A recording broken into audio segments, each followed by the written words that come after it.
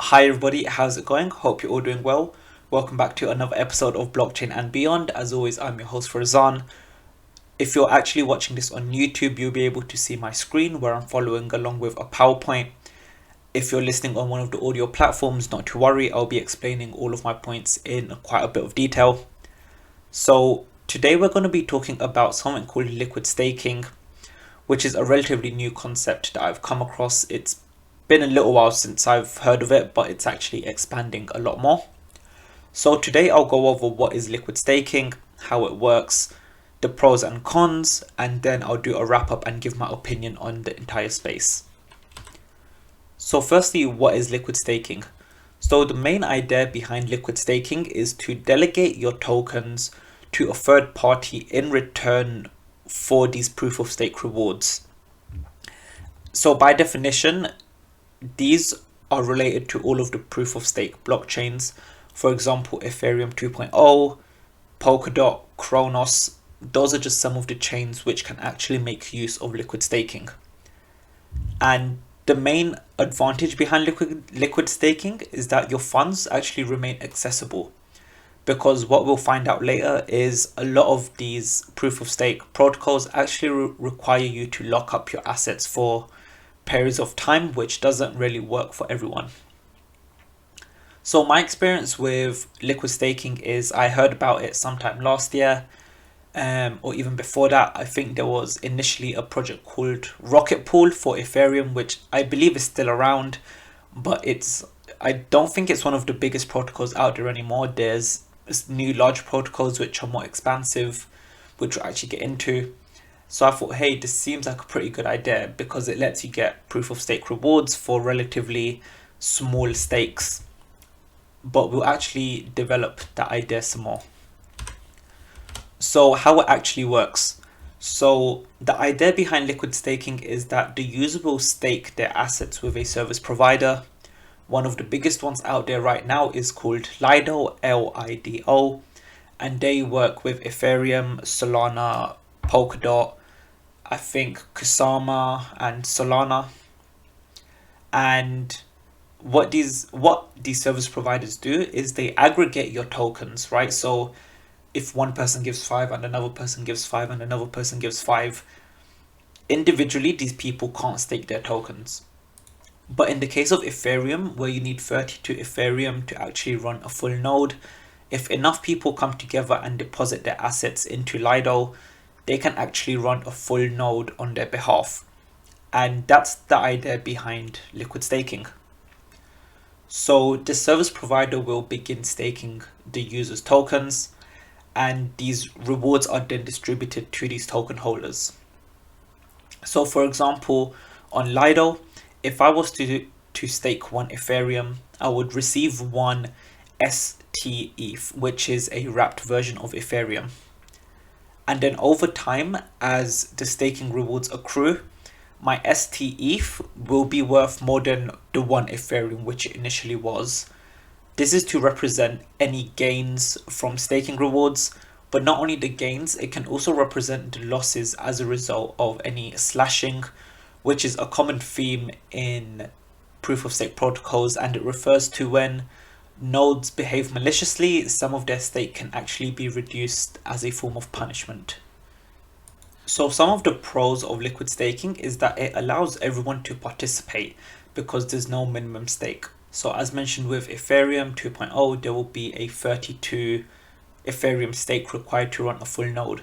For most people, that's something which is not accessible or achievable.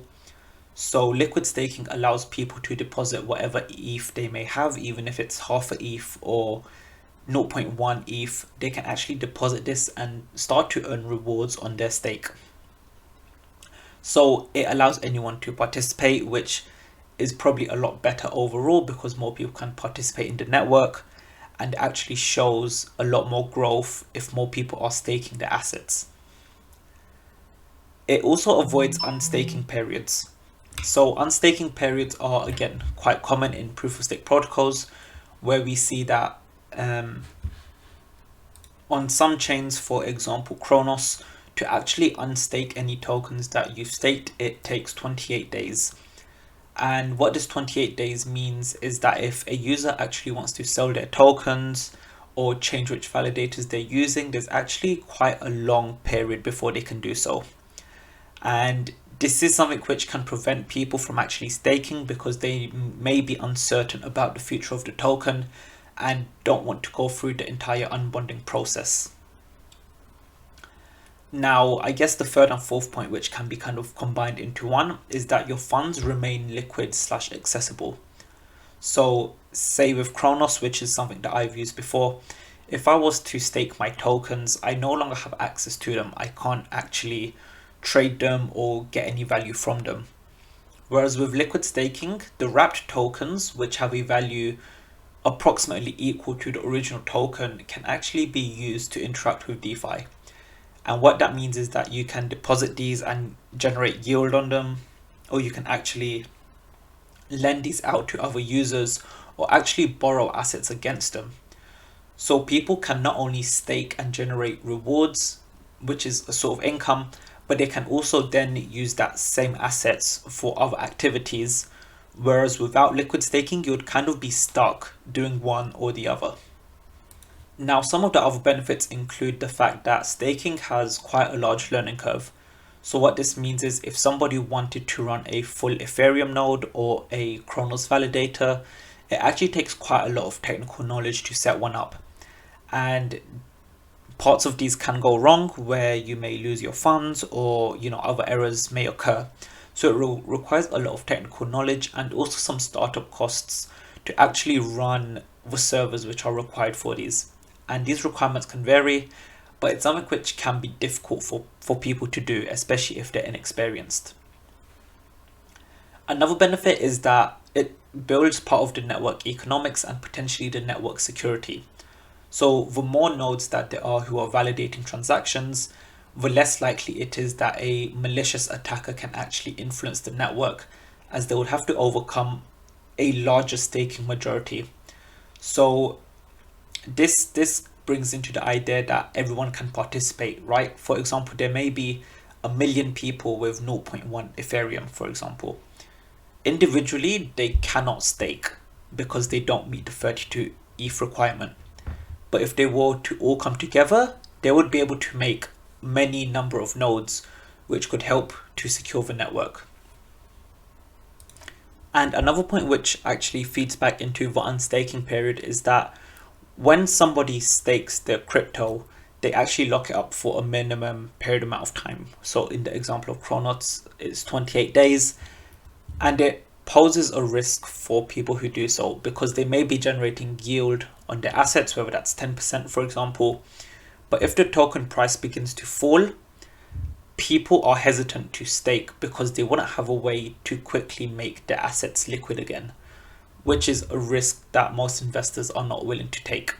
For people who have a low time preference and are looking much further into the future, for example, months or years or even longer, that's not really a problem because fluctuations in the price during the short term won't actually influence their decision to sell their tokens.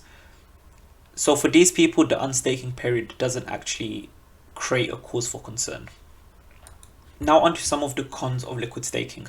So there's a larger risk landscape, and this is effectively a cybersecurity risk which is prominent. So the first risk is the staking risk, and then the second risk is the service provider risk. So the staking risk is if I was to stake my CRO, so my Kronos token, with a Kronos validator through their official application, my largest risk is the validator acting maliciously or a bug in the application which can cause my tokens to be lost or stolen. Whereas when you use a third party such as Lido or Argo, that's another stage which can be exploited. So the smart contracts which are used by these service providers may be exploited, which poses another risk to you. So liquid staking can actually increase the technical risk, so the risk that your tokens may be stolen or some of the smart contracts may be exploited, which results in your tokens being lost or being inaccessible. The other big risk is that it can lead to centralization. So for example, Lido actually hold 3% of all Ethereum in circulation, which may not seem like a large amount to some people, but I think it's a relatively large amount. And that can be a risk, as if the network is too reliant on the nodes run by this one body, if this one body was to come under attack through an exploit in their smart contracts or otherwise, the entire network may suffer, which can affect transaction speeds or the quality or the security of the transactions which are actually being confirmed by these validators. So the third point I've got here is potentially lower returns, and I've got a little asterisk beside it. So this can actually go both ways. So on one side, you may have lower returns, and this may be because the service provider may be charging their own fees on top of what you're actually receiving. Because obviously if they're providing a service, they want to make money as well, so they may take some of your returns as a fee. On the other hand, you may actually get more returns from doing it otherwise, because so how it works with Kronos is when you stake with a validator, the validator will charge effectively a tax or a fee on what everything you earn, and this can range from 1% to theoretically 100%. Whereas if the service provider is to run their own nodes, they can effectively forego these fees and actually pass this on to the holder, which can mean that you can actually get better yields over time compared to staking it through, other ways. And the fourth point here is it creates artificial leverage, and I'm not too sure if this is good or bad. And this is the use case which I imagine, right? So if I have one Ethereum and I stake it with Lido and I receive one ST I can deposit this ST into something like Curve Finance, for example, and use it as collateral to take out a loan. So I may deposit my one ST and borrow 0.5 ETH in return. I can then take this 0.5 ETH and again stake it into Lido for another 0.5 ST. So now, just from my one ETH investment, I've now got a stake of 1.5 ETH, which is a 50% leverage, which can pose risk, especially if systems are over leveraged and a lot of volatility happens in the markets. It can cause quite wide scale liquidations, and this is something that we've seen in Luna and Terra recently as well. So it's a risk that we definitely need to be aware of. And another con that I've not listed here is that it can actually impact the yields which you receive. So when a network has a number of validators, the less validators there are, the more yield you actually get. As more validators enter the system, this yield will tend to drop as the yields are basically shared between more people. So liquid staking can actually impact the yields gained by everyone else, because if there's an influx of validators through this liquid staking protocol, it can impact the rewards that other people get, which it is a con, but it's probably better because it means that everyone can still participate. But anyway, that covers most of the ideas. So in terms of a quick little wrap up of this area, so I think it's better for most people. It allows greater degrees of flexibility and returns, primarily in the idea of like bonding periods, because you no longer have to unbond your stake, which can take 28 days, and again that number can vary depending on whatever chain you're using. However, I think the risks are quite significant. So the risks of centralization is quite significant in my opinion. I think systems should aim to be much more decentralized. But then there's also the risk of exploits, which can happen through poor smart contracts or in general poor cybersecurity hygiene. And there's also the risk of additional leverage. And leverage is a problem even in the real world. And it's a cause for a lot of volatility, especially when liquidations inevitably happen. So it might not be good for the crypto ecosystem, as it can actually cause much more fluctuation in the price. Personally, I do use some liquid staking protocols, but I'm not actually leveraging any of the assets I get further. because that's not a risk I'm willing to take, and I'm quite happy with, the returns that I already get. So that's kind of my wrap up of this liquid staking, and that's kind of all from me for today. I hope you enjoyed today's episode. If you do have any questions, feel free to reach out. If you're watching the YouTube video, I've got some links on screen. I'll put the links in the description. Similarly, if you're on Spotify, you're listening to the audio, the links will also be in the information for this episode. As always, feel free to reach out. It would be great to hear from you. But until next time, yeah, goodbye.